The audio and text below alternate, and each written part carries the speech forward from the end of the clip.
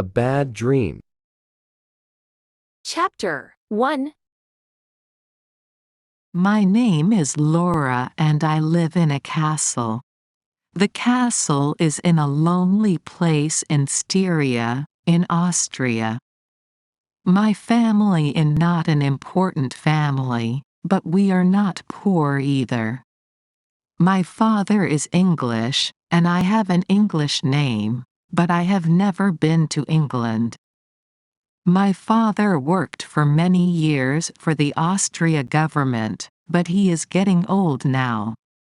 When he left his job, he bought this castle and some of the land around it.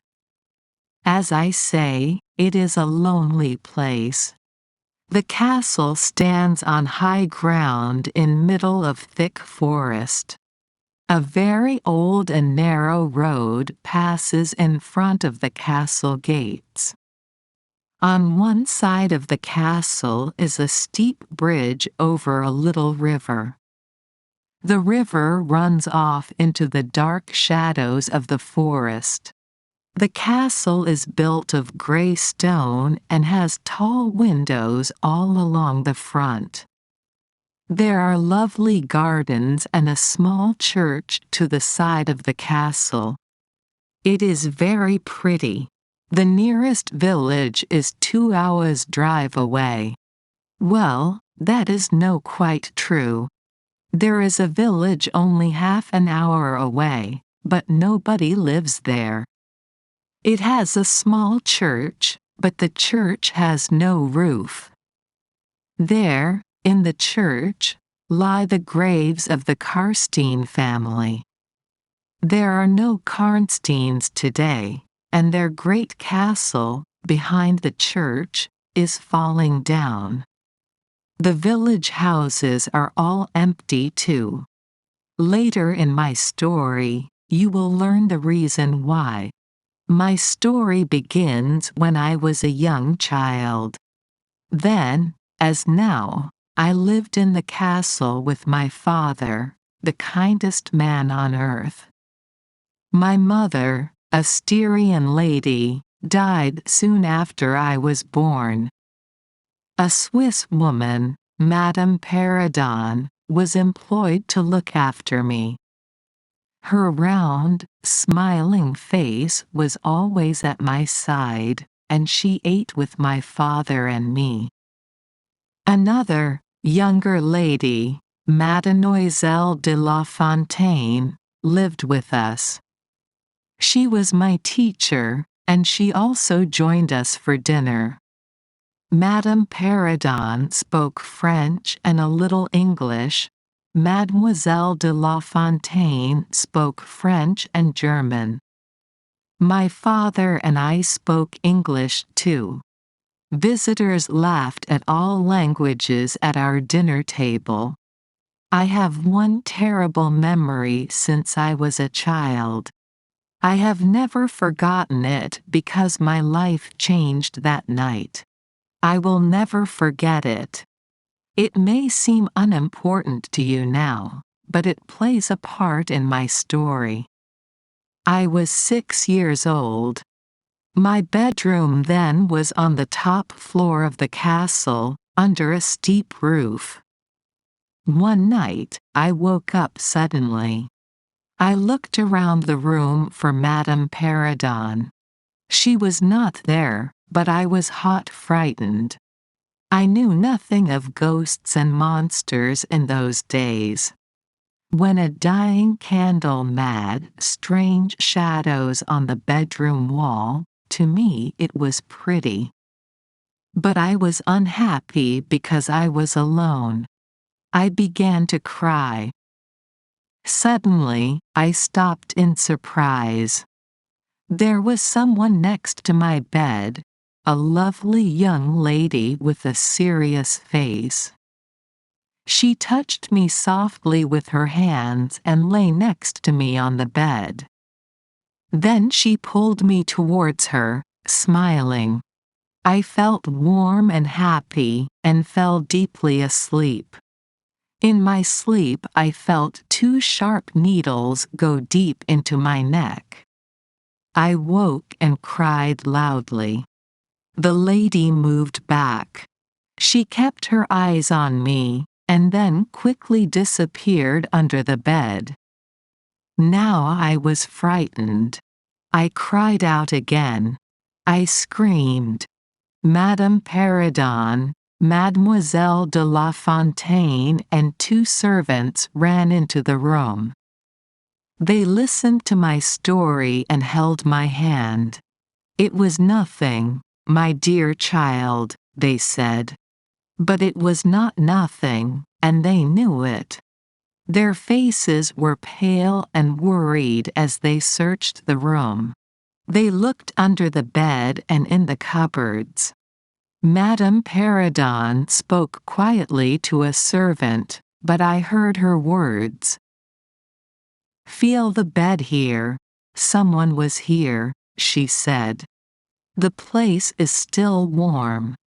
They looked at my neck, but they found nothing there. Madame Perrodon, Mademoiselle de La Fontaine, and one of the servants stayed in my room all night. From the time, until I was about 14, there was always a servant there with me. Something new came into my life that night, terror. And it still lives with me now. The next morning, my father came to visit me in my room. He sat on my bed and kissed me. He made jokes and laughed with Madame Perrodon and Mademoiselle de La Fontaine. "Do not be frightened," he said to me. "It was just a bad dream. Nothing is going to hurt you." "It was only me," said Mademoiselle de La Fontaine. "I lay next to you on the bed. You were half dreaming and you did not see me clearly. But I knew that it was not a dream. I knew that the woman was not Mademoiselle de La Fontaine. And I was very frightened. The doctor came. He was pale and old, and he looked more ill than me. He gave me some medicine and of course I hated it. Later that day, I had another visitor. An old priest came into my room with Madame Perrodon. His hair was white and he wore black clothes. He had a sweet, kind face. He spoke quietly. I listened and remembered his words.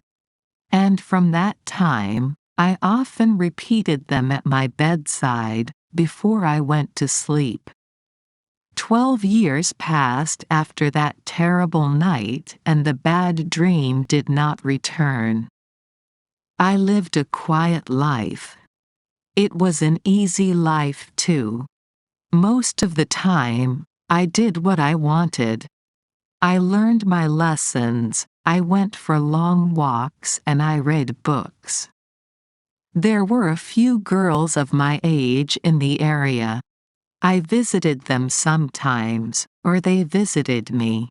Now I will tell you a very strange story. You will find it hard to believe. But it is true. I was there. One sweet summer evening, my father and I went for a long walk. Some visitors were coming the next day, but my father had some bad news. "General Spielsdorf cannot visit us until later in the year," he said. "Oh, but I want to meet Bertha. She is exactly my age and I have never met her." I said. The general had no children of his own. Bertha was his sister's daughter.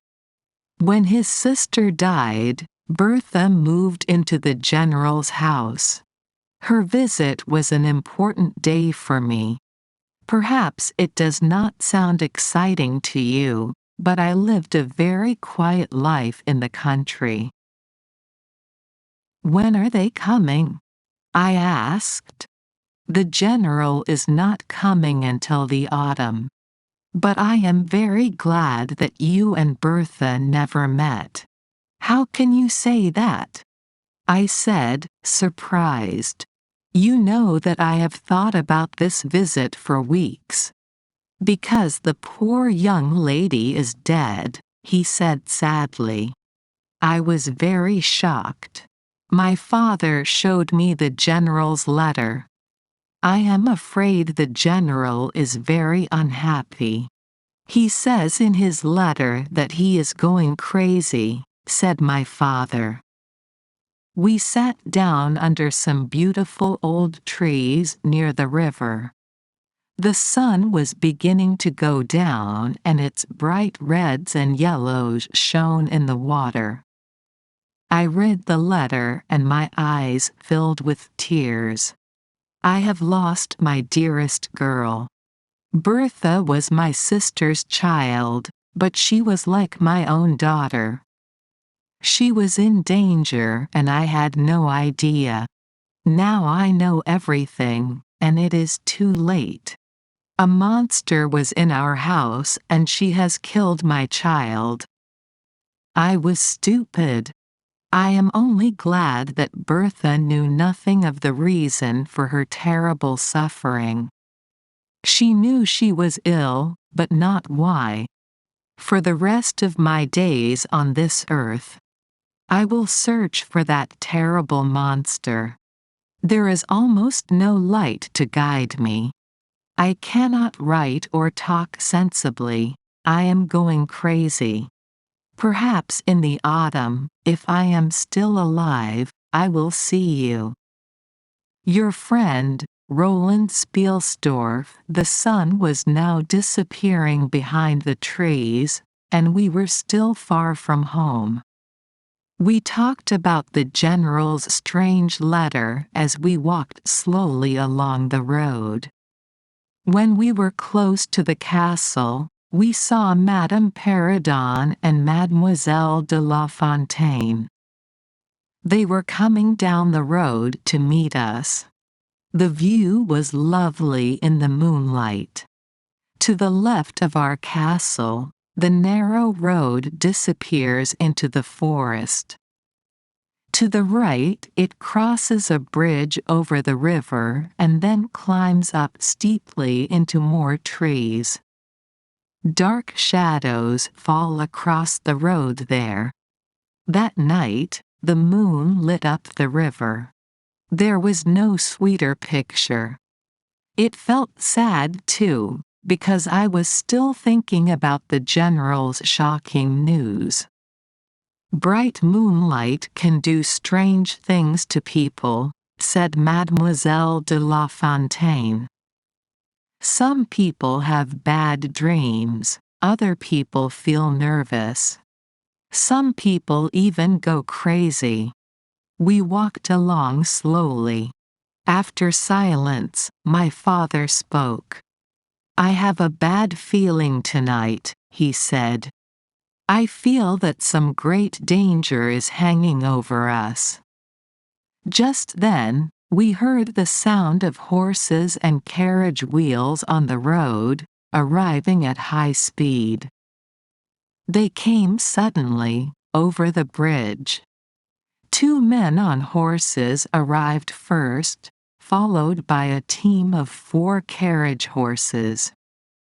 They were racing along the road too fast. Loud, high screams came from the carriage window.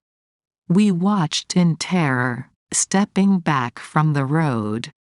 When the carriage horses reached a large tree by the road, they turned sharply. I knew what was coming. I shut my eyes and covered my ears with my hands. The ladies and the horses screamed, the men shouted. There was a terrible crashing noise. I opened my eyes. 2 horses were on the ground, and the carriage was on its side with 2 wheels in the air. The wheels were going round and round.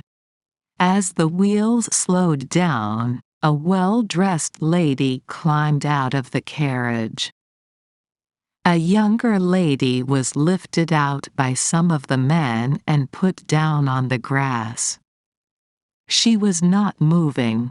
My dear old father ran to the girl and felt her wrist. Then he looked at the older lady.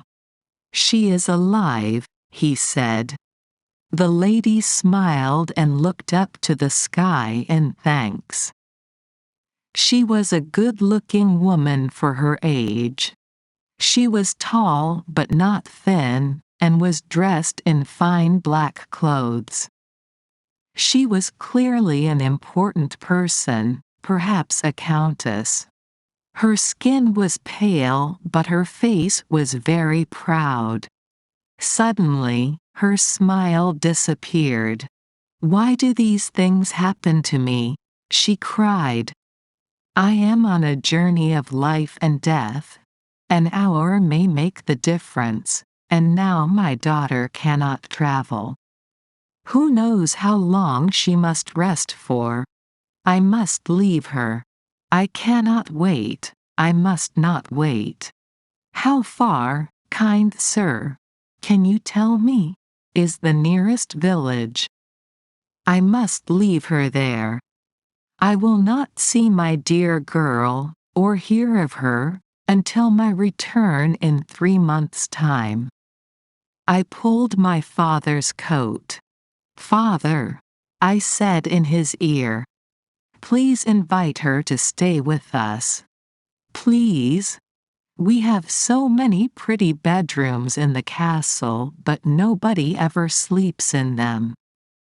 "Madam," my father said to the lady, "we will be very pleased if you leave your daughter with us. Please do not worry about her. Madame Perrodon and my daughter will look after her. She is welcome to stay with us for as long as necessary." "Sir," she said, "you are very kind, but I cannot accept your invitation.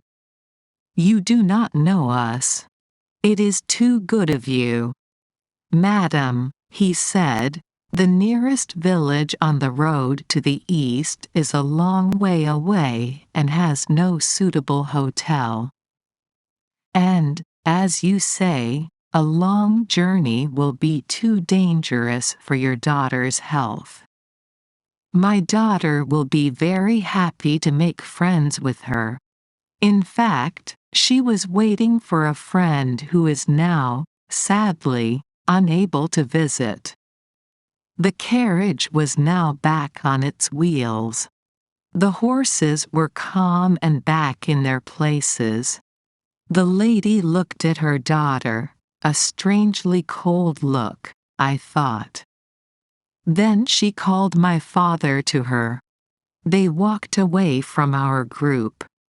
The lady's face was very serious as she spoke to my father quietly for 2 or 3 minutes.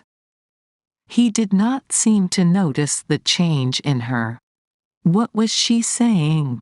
I could hear nothing of the conversation. The lady returned to her daughter's side, spoke quickly in her ear and kissed her goodbye. Then she jumped into the carriage and the door was closed. The carriage drove away at high speed, with the 2 horsemen behind it.